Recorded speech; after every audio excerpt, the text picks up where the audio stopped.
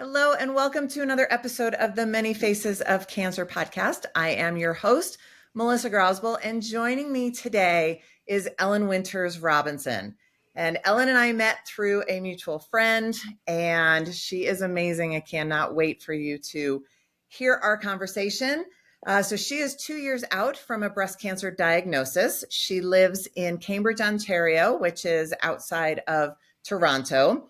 She is an author, and her book is called Flat Please, Hold the Shame. And I just got it yesterday. I cannot wait to read it. She's also a blogger, and she is the co-creator of AskEllyn.ai. And she's going to tell us all about that. And it's basically, it is using AI to be able to help answer people's questions about breast cancer. She's a mom, she's a grandma, and a nice little side fact, she was the first woman to pose topless for People magazine last year. So she can tell us about that too. So welcome to the show, Ellyn. Oh, thank you, Melissa. It's nice to be here. Oh, it is so great to have you here. So let's talk first. Just tell me a little bit about your diagnosis, what was going on in your life when that happened. Yeah.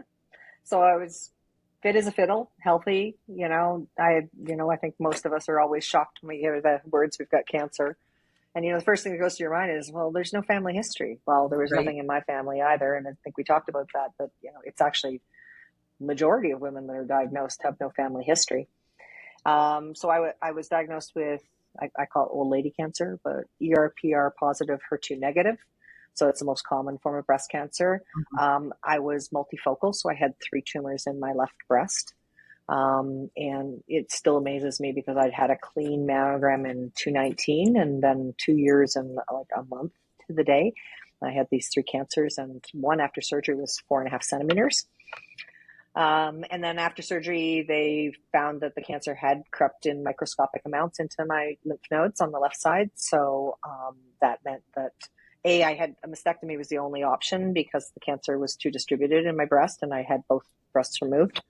And then I ended up in chemotherapy.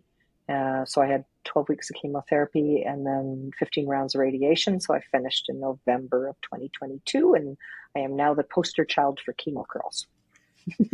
Now, did they go back and do a second surgery and take out lymph nodes, or did they just attack the lymph nodes with the chemo and radiation? They did sentinel. They removed the sentinel nodes actually on both sides because I was having both breasts removed. Okay. And the cancer was in 2 of the 3, so it hadn't gotten too far into the lymph nodes, and it was in microscopic amounts. So the surgeon didn't feel that axilla clearance was required. And they just zapped her with radiation. So clean up on all 3. Yeah. Okay. And if you guys are listening to the audio, unfortunately, you cannot see Ellyn's beautiful curls that she talked about, her chemo curls, which, those of us with really straight hair very much envy that kind of thing. Yeah, I'm basically a adult Shirley Temple. Now tell us, so a lot of people choose to go with reconstruction after after a mastectomy, and you chose the flat closure. So can you tell us a little bit about your, why you decided to go that way? And so it was interesting because it wasn't something that, and a lot of surgeons don't propose aesthetic flat closure as an option. I see some doctors recommend against it. Oh yeah, that's pretty common, and actually flat denial is a thing. I actually just wrote a blog about that, but my surgeon was fantastic. Like once I requested it, so I had actually heard about it from a friend of mine. She's a university friend of mine. She's also Canadian, but she lives in Boston, and was a survivor and had implants back when she had her cancer 12 years ago, and she's the one who said, have you ever heard of aesthetic flat closure? And I didn't know anything about it. And then I started Googling it, and I was like, wow, this is interesting. There's a whole bunch of like ladies wandering around in beaches and forests without their tops on. I'm like, that's kind of, I didn't know if I was wading into something that was like ultra feminism type thing. But for me, this was my first surgery ever. I wasn't too keen on the idea of having to go back and have multiple surgeries. And it was, I was diagnosed in 2022, so we were just coming out of the pandemic. I'd already spent like 2 years in lockdown, and I just wanted to get on with my life. That was certainly one dominant reason that I I thought flat would be the way to go. I was a D cup before. I was never really in love with my breasts, I have to say. Even if I had reconstructed, if that had been an option for me, I probably would have gone small anyways.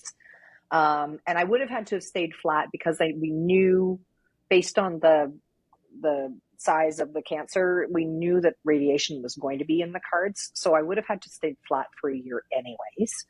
Okay. And then the sort of the final sort of, straw that broke the camel's back was I wasn't a good candidate for jet flap surgery where they take your abdomen tissue. I actually had dropped weight out of stress. So I was down to about 128 pounds when I wish I could find that 10 pounds again, but I was down quite low when I had my surgery. And so I didn't have an abdomen or a bum to take. And so they would have taken my lat muscle. Even if I'd had implants, they would have had to have done tissue wrapping. Right. And I just went hard no, not losing my functional strength. Yeah. As a chiropractor, you'd appreciate that I wanted to swim and do push-ups, and I'm big into fitness. And so, so for all those reasons, I opted for flat. My surgeon did an extraordinary job. His wife is a plastic surgeon, so I kind of knew, and he just really was very good and compassionate about it. And so I have no regrets. I actually really love being a little flat-chested me. Me and Kelly Ripa were like this now. Now, is it an additional surgery to, like a plastic surgery to? No, he was a general surgeon, and okay. He actually just did it in one go. In fact, I joke. I said, I think I was on the St. Mary's, conveyor belt, because I had my surgery at 2:00. I was out of the OR at 4:30, and I was home at 7:30 in the evening, minus 2 boobs. Yeah. So I've got a very clean, you can see I'm just very flat, and mm-hmm. I have scars that go, right in. Of course, people on the podcast won't be able to see that, but they go up into my armpits where they remove the lymph nodes, and it's super, super smooth, super flat. There's not a bump anywhere. Some women do have to go back for revision surgery. Sometimes they bring in plastic surgeons. In this case, he was a general surgeon, but he just did a really extraordinary job. I think he actually studied with his wife, and so, was very well versed in what they call oncoplasty, which is reconstructive type surgical work for oncology. Okay. So yeah, we don't get to pick here in Canada. You kind of get assigned to a surgeon, and I really won the lotto with Dr. Dan, I call him. So he's marvelous. So. Yeah. All right. So tell me a little bit more about that. You don't get to pick up in Canada, so you weren't able to go get a second opinion or anything like that. Yeah, it's a lot of effort to do it. Yeah. So, I guess we have the privilege of having public health care here. And, so, the way it works here in the region, anyways, in the area that I'm in, you do your mammogram. In my case, they saw that it was cancer right away. My head BI-RADS 5 was on all 3 of my tumors. And so they were pretty sure it was cancer. And then they did a biopsy, and everybody works different. Every healthcare system works a little different, right. But basically, there's like three or four, maybe 3 surgeons, general surgeons who do breast work here in this area. And so you have your biopsy, and you meet your surgeon that day, and that's who you just go with. And I mean, I think people can shop around and go, but there's really only, it's a smaller community. So there's only one hospital. There's only 3 surgeons to choose from. So yeah. And if it's one hospital, the 3 doctors are probably going to say the same thing. Yeah, exactly. I mean, we're close enough to Toronto, and there's some big health centers there. I mean, I could have probably chosen if I was really uncomfortable. I think what would have driven me to do something different, again, you don't have a lot of time, right? When you're diagnosed with breast cancer, you don't have a ton of time to be shopping it around. The only thing that would have maybe driven me to look somewhere else is if for some reason he had refused to take my second breast. That I think I would have probably gone postal over that one, because I just could not imagine myself anyways living with one breast. So that would have been a very I was prepared. Like, I was literally prepared to pay out of my own pocket if I had to have the other one removed, but he didn't argue at all. So, Okay, good. yeah. Okay. Yeah. Yeah, I mean, that's one of the big things that I always recommend, at least here in the States, is going to get a second opinion, even if they say the same Yeah. thing, Yep. because Yep. you never know. So Yep. it's interesting to hear about different, Yeah. not Yeah. cultures, I but mean, and I talked to a lot of US women as well. And, funny story, I was talking to, she's an actress actually out of New York. And she was shopping between a couple of different surgeons at Sloan Kettering and I think Cornell, and was considering going flat. And so she reached out to me.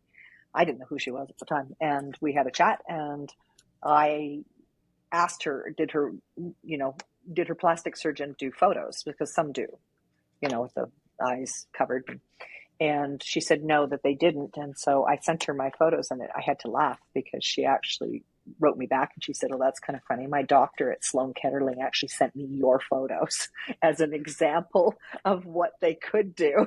And I'm like, so I sent my surgeon, I'm like, "Look at that. You're getting talked about it. Sloan Kettering." So good job. wow. How did your Yeah. pictures get to them? That's amazing. I think it was probably people. Yeah. Okay. So yeah. All Yeah. right. So you're I'm out famous, there. kind I'm of, out sort there of. on the interweb topless. But I say I don't have a top, so it doesn't count. Okay. All right. So what was your impetus to write the book? Yeah. So, first time sort of tour of duty through the healthcare system other than having babies. And um, I just realized it was a heck of a lot of work. Like, I started interviewing friends who'd been through this breast cancer journey, and I learned so much from, aesthetic flat closure to, another friend of mine pulled me aside and said, FYI, when they map your lymph nodes, they're going to put a needle in your nipples. And I'm like, oh, thanks. Good to know. There was just all this stuff that doctors were either shielding you because, I don't know, they just feel kind of paternalistic, or they just don't think to tell you, or there's just all these, like, tons of questions we have, right? Well, I And think people tend to get overwhelmed, and maybe they just, unless you specifically ask, they don't want to pile yeah, on more and more information that you're not even going to hear anyway. Yeah. absolutely. And I was thirsty for knowledge. Like, I read Dr. Susan Love's breast book from cover to cover, and I was doing that. I believed in knowledge is power, Right. and I wanted to make sure that I could hold my own in those conversations with doctors, that I wasn't going to get railroaded one way or the other. Which is easy to And have done. really easy to have done. Yeah. And I think, we don't, it's not intentional, but you can get victimized in the Mhm. system because if you're not the squeaky wheel, right? So I realized it was a lot of work, and Google's not your friend, and it's really easy to go down rabbit holes. And so I thought, You're and basically going to well, die 1,000 deaths if you spend any exactly, time on Google. That's what it is. Yeah. exactly. And so I started writing the book. It was a little cathartic for me to tell it, and I am a storyteller, and that's the way I kind of like to recount things. And I also have a really black sense of humor, so I could see the funny bits along the way, even though it was like horrifying and tragic and sad and scary and all those things. But there were really funny moments, and so I thought, well, if I could tell my story, but then in each chapter I would include links to information that was related to whatever was going on at that moment. So if it's about the biopsy, then there was, links to Ellyn curated information that was good information about a biopsy, so that you didn't feel that need to have to go and do all that homework yourself. That was the spirit and the intention of it. And I started writing it like I was in chemotherapy. And so I literally thumb tapped it on my phone at 2:00 in the morning, kept up on steroids, and I think it was around August 2 years ago, and I was still in chemo. And my doctor, I told her that I was my oncologist. I told her I was writing the book. And I said, I've run out of material because I actually had intersected myself. I had told all the stories up until that point. Okay. And so I kind of ran into myself on my own journey. And she's like, "Oh, we'll give you more to talk about." So I'm like, "Oh, okay." So yeah. And so I finished it. Awesome. Like, I kind of logically kind of finished it with me banging the gong and finishing radiation. And yeah, and it's it's doing well. But I had a woman tell me that she gifted it to a friend, and it's all told in the first person, so you're right there on the journey. And it's a very easy read, very fast. And the one woman, she said, I had it with me and in all my appointments, and it just felt like she was with me there holding my hand. And that was the spirit of what I wrote and what I wanted to write. So that made me feel good. Yeah. Oh my gosh, that's amazing. Yeah, it's very the print is really big and there's not a lot of print on the pages. Yeah. So it does seem like we'll be able to get through it fast. Oh So yeah, I'll probably people read it read over it. the I mean, weekend. my daughter gave me a hard time about that. She's like, "Mom, you read like it's like Fisher Price print, and you need to write something longer." And I'm like, "Look, people are going through cancer. They don't want to read something that is hard. It's just a story, and it's meant to be consumed in a day, you know." And yeah, yeah, Or little bits along the way if they're coming, yeah, with you yeah, on their journey. yeah. And I really think that humor is important.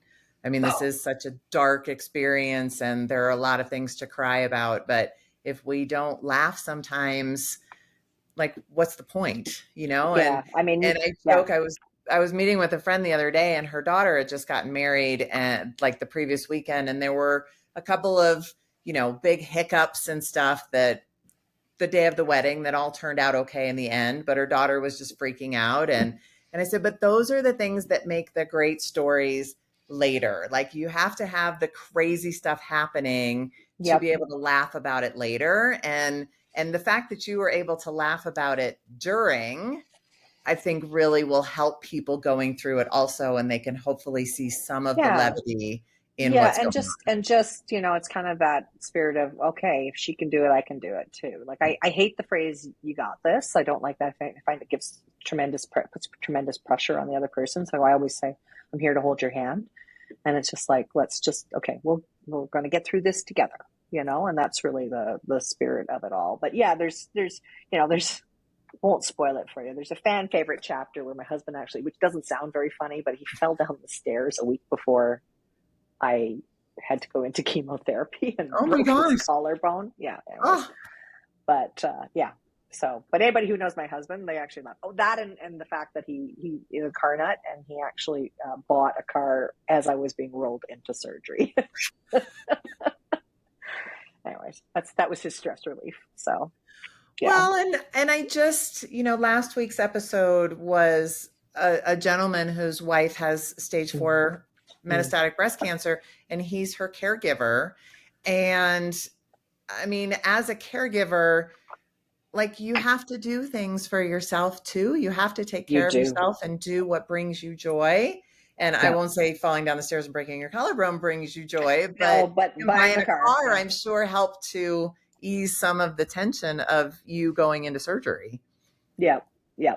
So, yeah, I don't, yeah, I'm used to it at this point, but yeah, I pick on him, but yeah, I'm it's sure a he was an lot. amazing taker care of you during the whole Yeah, process. and I had some really amazing friends as well. And, I always say, like, we're not on this journey alone. There's probably 10 others around us who are equally, if not more, traumatized because we're in the eye of the hurricane and we just put our heads down and just get the job done, right? Once you're on your plan. But there's all these like helpless bystanders who are just, they don't know what to do. They don't know what to say. They're not saying the right thing. They're dealing with these emotions, and it's a lot of turmoil. It's a lot of change and a lot of trauma for everybody. I think my family we're all still kind of processing because I'm not the one that was supposed to get sick. Right. I'm, Well, none of you us know, are. I'm right.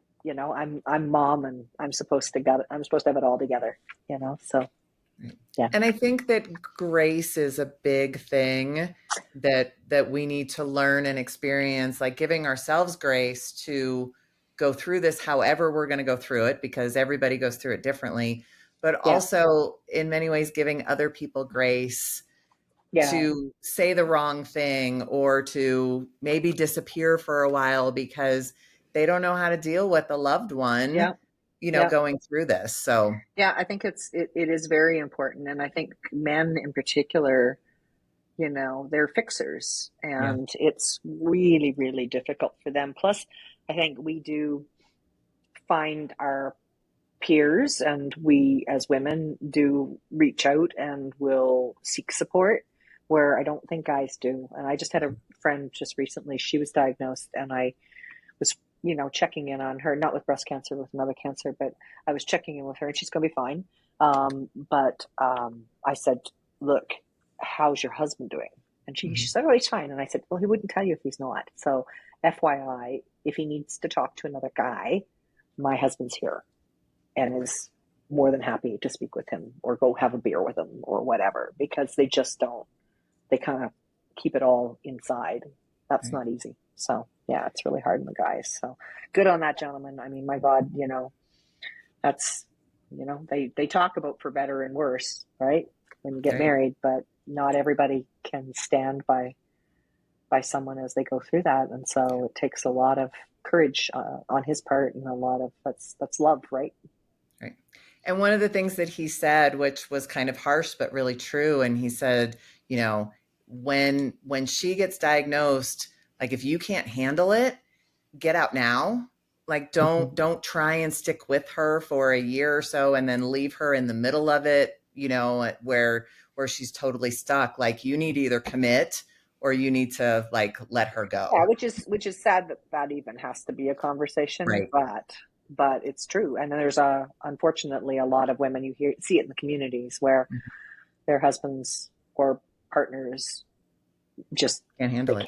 They can't handle it. And they, it's, I mean, I won't say it takes its toll, but you come out stronger on the other, one way or the other, you come out stronger on the other end, right? So, and good on your husband too, for being willing to talk to other men. Like, my husband, he's been amazing. Like, he's a fixer too, and this has been really hard on him. And he's like, I don't ever want to hear the word cancer again. Like, I just want this in the rear view. I don't ever want to think about it again. And here I am, like, diving headfirst into all things cancer. Yeah. Well, but I don't think he would be able to fairness, talk to somebody else. I kind of threw mine under the bus and offered him up, but okay. And then asked him. But and he did say yes. But he's learning too, and yeah, he would prefer to put it in a box and forget it ever happened, because it's, I think that the thought of losing us is just really, really hard. And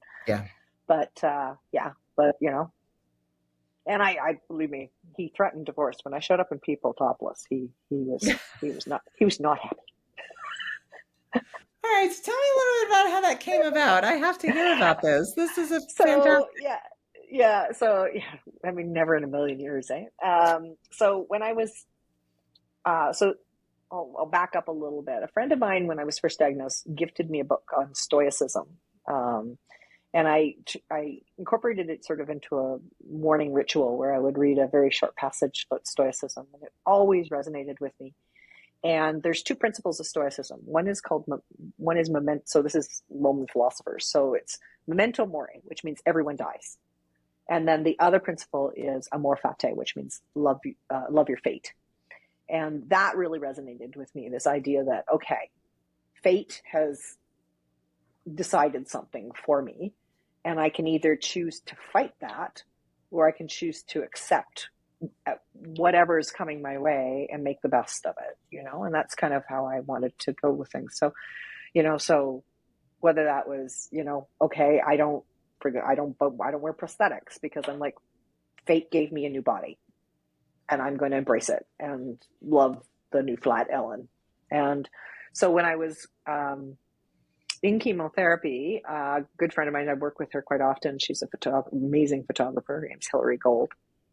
And I reached out to Hillary and I said, I want to document this moment in my life. I had no boobs and I was bald.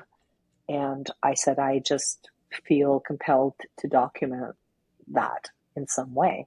And so we got together, it was like 5 women, her 2 assistants and Hill and a friend of mine. And we had sort of a little close set. And, I came in like, again, the previous Ellyn would never have done this. I'm like, I started out in, a little boobless t-shirt and underwear or shorts. And then I stripped down to my underwear and I had like a little flat bra on, and then I took that off. And that was when like Hillary was shooting at the time, and she actually like had to stop, and she said, I got to change my lens. And my girlfriend said she was weeping because it suddenly hit her, like the enormity of what we were doing. And they're beautiful. I love those images. I absolutely adore them. You know, they're not painful for me to look at all. And it was a really fun, joyful day. And she happened to have a connection with people. And so now, is that where the picture for the book came from as well, or yes, was that that different? was the same day. Okay. Yeah, that was the same day. Yeah.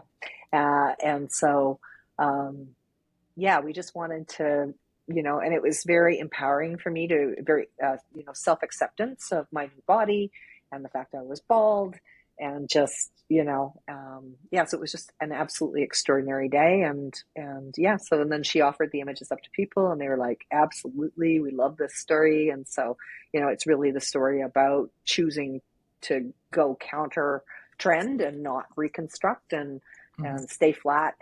And when the story ran, it was crazy. I had women reaching out through my Instagram, through my Facebook Messenger. They were all like thanking me for, you know, being open about it. So, and that's kind of the way I've kind of rolled is I certainly have no issues with a woman who wants to reconstruct. Like if they feel comfortable, like you do you and have the body that you feel most comfortable in.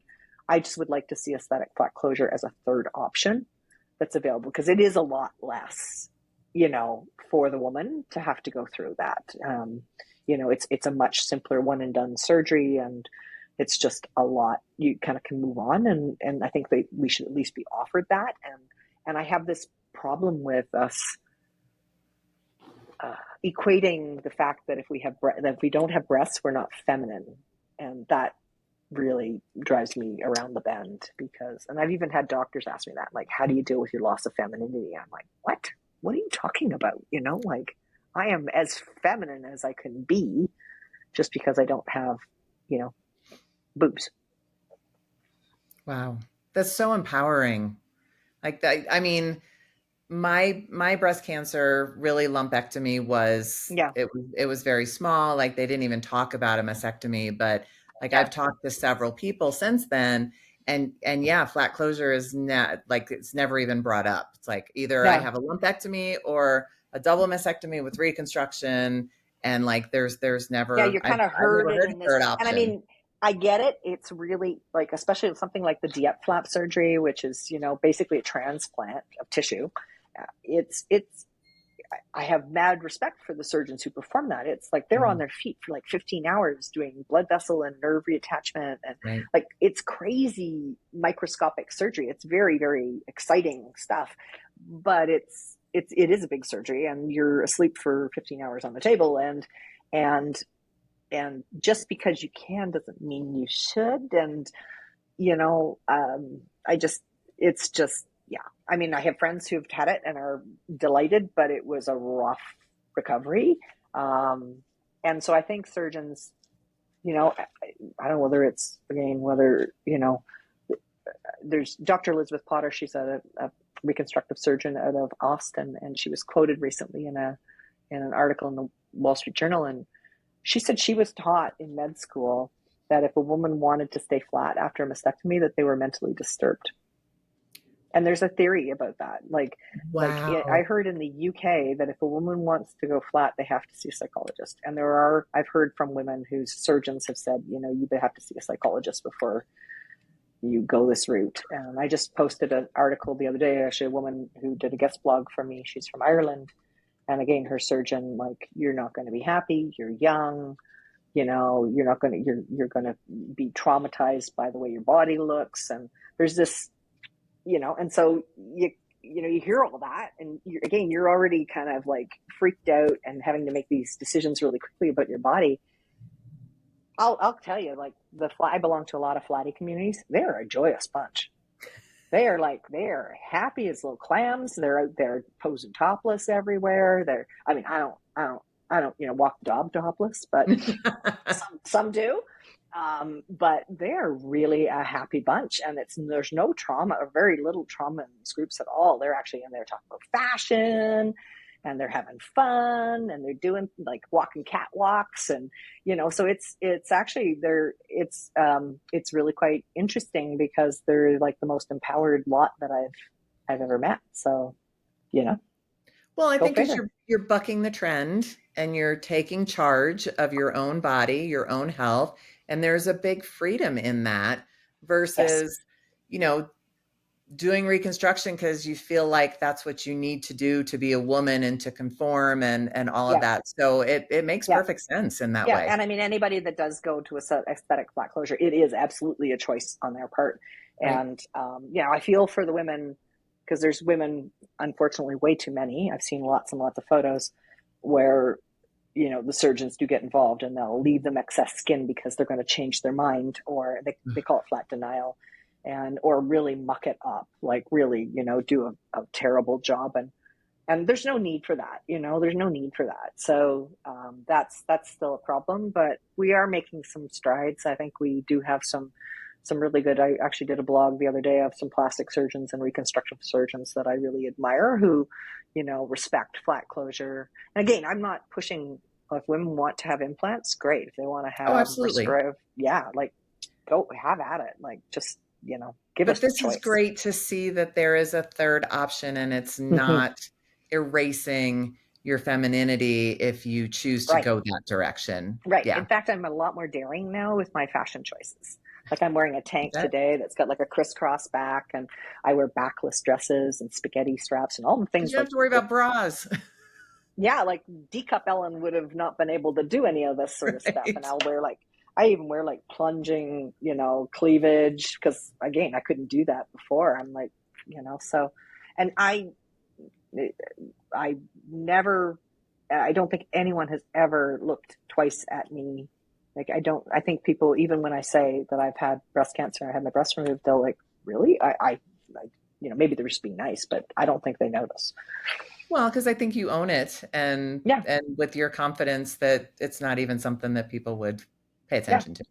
Yeah. Awesome. Yeah. Love that. So, All right, well, let's shift gears a little bit because I really want to make sure we talk about Ask Ellen. mhm. So give me some background on how this came about because I feel like this is the future and people will just stay away from Google and be able to have more things like this. So how did it I'm come hope about I'm and what is it? so Ask Ellen is I believe the world's first conversational AI companion for those on the breast cancer journey, and I say not just the patients but those family and friends as well. And it was a completely accidental journey. So in my real life, I'm a PR and marketer, and I work in tech mostly. And I was on a call about a year ago, a little more than a year ago, with another tech founder, and we were actually talking about something completely different. And it was the first time we'd actually met. And it had come up on the call that I'd had breast cancer, and and he started asking me all these questions. His name's Patrick, and Patrick's brain works a million miles an hour. And he started grilling me, and the meeting was going like 180. Suddenly, it was all about me, and I was trying to redirect things. So I said, "Look, I'll send you my book," and it was still in manuscript form at that point. Unbeknownst to me, I mean, ChatGPT had just come out, and he was experimenting with it, and I think is convinced that if we explained, to ourselves what Google was back in 1992, or, said we're all going to carry around a, really small cell phone that can do all these things, we'd all go, oh, you're a lunatic. But, and so I feel like we're at that same watershed moment with AI. It's happening even faster, and it is going to be absolutely transformative. And Patrick's of the same mind. And so he was looking for an example or a use case of a way to apply AI in a really creative AI for good way. And so we kind of stumbled into each other's lives. And he within 3 weeks had taken my book and had married it with the technology of OpenAI, ChatGPT, and built the first version of Ask Ellen. And she was answering questions about the book. Like she was talking to us and telling my story. And at that point, she was still hallucinating a bit. She actually, nothing harmful. She told a story about how I met my husband. She said that I had met him at a pet shelter, united by our love of animals, which I'm like, where did that come from? But, it wasn't harmful. And we agreed as a team. And again, we were just sort of stumbling along, experimenting at this point. And that was last summer. And there were some rules, some guardrails we put in place for ourselves. One, it had to be always dignified and empathetic. And so never dismissive of the person that was asking a question. That was really important to me. We all agreed that she would always be free, that we would find some way to make sure that no patient or their family would ever pay. It's like, that just was icky to me to think, for $9.99, you can talk to my bot now that you've been diagnosed with cancer. That's just wrong. And we wanted her to be non-medical. So I have respect for the medical system. I did what the doctors told me to do. And so I didn't want to be the WebMD of, breast cancer. I wanted to be the companion that was there to hold your hand. So in the spirit of the book. And I'll tell you, the tech team that built her just about killed themselves to make sure that she would never say, yes, you could take an Advil. Like, she'll say, yes, I took Advil, but Gotcha. You need to talk to your doctor before you do anything. So you can ask her medical questions, but it's very free form. It's not based on a database. There's no questions like that. It is truly an AI. She answers questions differently every time. She has the ability to perspective shift. So she can talk to a husband. So I could say, you could get in and ask her a question, say, my wife has been diagnosed and she is crying uncontrollably. How can I support her? Or she actually has the ability to assess and understand what level of language you're using. So if you're talking really sciencey, she will actually respond in a very sciencey way. But if you asked a question in a very simplistic form, as though it was a child asking a question, like, why is mommy bald? She will answer in these really simple, beautiful terms, just like a mother would talk to a child. And so you can see it being used for coaching reasons. We obviously benefit from all the advancements of OpenAI and ChatGPT because that's the foundation it's built on. And so she's multilingual. So she speaks every language. Dr. Ilya Gip from GE Healthcare talked Russian to her. She speaks Serbian. She speaks Bengali. She speaks Mandarin. And that, I've learned, is so incredibly important because you see, like, the American Cancer Society celebrating the fact that their materials are now just been translated into Spanish. I'm like, dude, I speak every language. Like, and so, today's patient populations are incredibly diverse. And so Ask Ellyn is there to be able to answer questions in any of those languages. She can travel with you to an appointment. She can travel with family members to an appointment. So she, in some ways, is a bit of an interpreter. But the other thing I've learned in, conversing with women who are from different cultures is breast cancer is still a very shameful diagnosis in many, many cultures.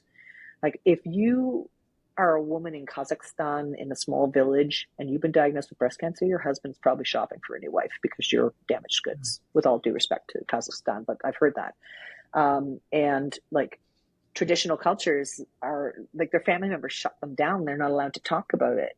And so it became clear to me that Ask Ellyn is potentially the only confidant that someone might have that's in those circumstances. They can be comfortable to speak in their own language and they can say anything they want. Because the other guardrail we put in place is she's completely private. So there's no registration. There's no data collected. We don't know who's on the other end answering questions. We don't know anything about that person. And that was deliberate again on our part. And so it is, I say it's like a Catholic, I'm not Catholic, but it's like a Catholic confessional that just, there's not even a priest on the other side of the wall. So it's you can express, yeah, well, it's me. Yeah. And that's weird because I do, what is it? The anthropomorphize. Anyways, I call her because it is sort of bizarrely me. I've even used her myself. Like, I had to have a CT scan and I was freaking out a little bit, scanxiety, and because it was a scan of my lungs. And I went in and used Ask Ellyn and she talked me down. Now, will it, like with ChatGPT, it will kind of save the answers kind of in a little thing? Like, so if I wanted to say, if I was going to see my doctor and like, all right, give me 10 questions to ask my You doctor? can Like, is there a way that, you can copy that. Yeah. So okay, the response. Yeah. So you can copy it out of the chat. There's a little like cut and paste thing there. So yes. okay, So perfect. she does do a great job of that, like coaching you on what things should I ask my surgeon, and she'll always relay a story in there. So it does feel like you're talking to a friend. Okay. It's like, well, when I went through it, it's this, but she's got a good sense of humor. Like I always joke and I'm on letrozole. And I call it my old lady birth control. And she would call it, yeah, she uses the same terminology, so it's funny. And you can literally ask her anything. It doesn't have to be about breast cancer. When I like to demo in Toronto, the Toronto Maple Leafs hockey team, they haven't won the Stanley Cup for forever. Right. And Toronto lives in hope that there's these diehard Leaf fans. So I'll often get in and ask her, will the Leafs ever win the Stanley Cup? And then she'll respond. She has some way of like relating it back to breast cancer. She said, well, just like my breast cancer journey, to you got to persevere, and you got to be tenacious and resilient, and to be a proper team. And so it's I kind of like to do that because it makes people smile, and it's so I love that. unexpected. That's fun. Yeah. Yeah. All right. And so it's Ask Ellyn, ELLYN.ai. Yep, Right. that's the To get site, to and it. then Okay. And we'll put it in the show notes so people can and the just click chat on it. is just in the navigation. It's she's now embedded, so I was able to build a website around her, and so now I'm actually building out more of a lifestyle brand around breast cancer, and so I've added a blog because with Ask Ellyn, you are talking to me, and it's my story because Ellyn's not schizophrenic, I don't think. But on the blog, what I'm able to do is I'm able to incorporate other stories and other women's voices. So I'm building sort of,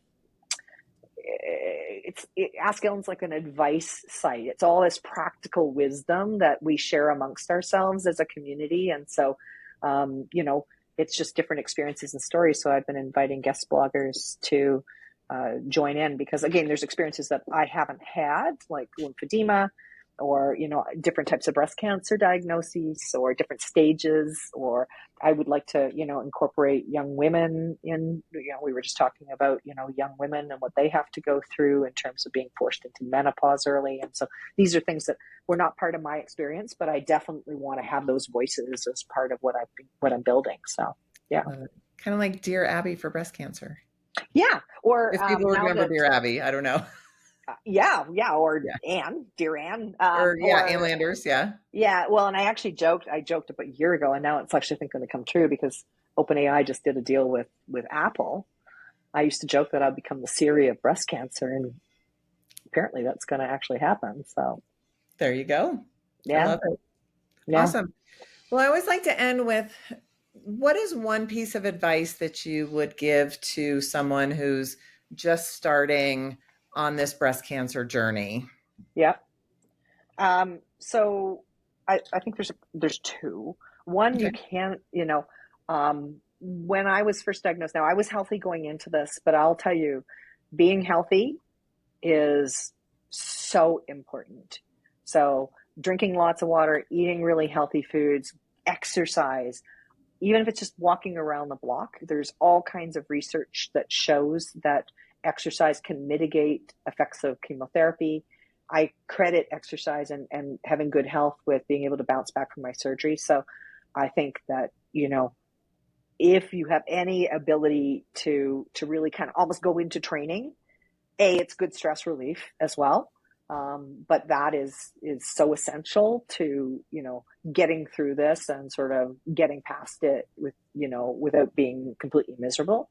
And what I do in my other job. Right? Yeah. And so it's just so important. In fact, I'm going to probably end up here and go work out on my back deck because, strength bearing and that sort of thing. So, and also, even after treatment, because, it does do a number on our skeleton, chemotherapy and the drugs that we're on, we're more prone to osteoporosis and the estrogen estrogen reduction. So, strength bearing is so important. So that's really, really important. And then the other would be just, amor fati, like love your fate. I think there's getting to acceptance that this has happened, and it doesn't mean just because I was talking to this woman this morning, and we were talking about, you can say, why me? Or you could say, why me? Like, I feel like I've almost been chosen to do this work. It's really meaningful, and get to meet amazing people like yourself, and help people. And it's kind of like I've been training all my life for this, and it took cancer to kind of, so it's not all, I actually look back on the last 2 years with a lot of gratitude, which is very weird. I mean, it was traumatic, sure thing, but it's also really made me appreciate my life, and to want to do better and do more. So I think that's really one of the biggest silver linings of a cancer diagnosis. And it's not weird, because so many people that I talk to that are on the other side say that. And yeah, just the empathy and compassion and grace and everything that they have learned through this process has just made them a totally different and better person yeah, on the side. yeah. I wrote a blog about it. I mean, there's post-traumatic stress, which everybody knows about, but there's also something called post-traumatic growth. I love and that. and there actually are 5 principles of it, which is spirituality, it's better connections, it's doing, new opportunities, and finding new purpose. And I forget what the others are, but you can read my blog about it. But I didn't even know that was a thing. And when I actually started studying it, it's a psychological phenomena. I'm like, oh my gosh, I actually tick all these boxes. So, And that's a great way to look at it. Like, hey, look at all the mm-hmm. growth that has come from this trauma. So Yeah, yeah. awesome. Well, thank you so much for joining me today, Ellen. This has Thank been you. fantastic. We're going to put the links to everything, and to your website and your blog and your book and Ask Ellen and all of that in the show notes. Thank you. And I just really appreciate your time today. So thank you Thank so you. And much. I'm always around. I'm always ready. If anybody ever needs anything, they can reach out to me, the real me. I mean, I certainly can talk to Ask Ellen, but whether it's on my website or my Instagram account at Flat Please, I I'm always there, and I'm always listening, and I'm always responding. So I think Awesome. people are a little shocked by that. But I'm like, sometimes if they, I've had women reach out, they've been just diagnosed and they're really upset, and I'm like, let's get on the phone call. Let's do that. So yeah. Awesome. Well, great. All right. Have a great rest of your day, Thank you. You too. and we'll talk soon.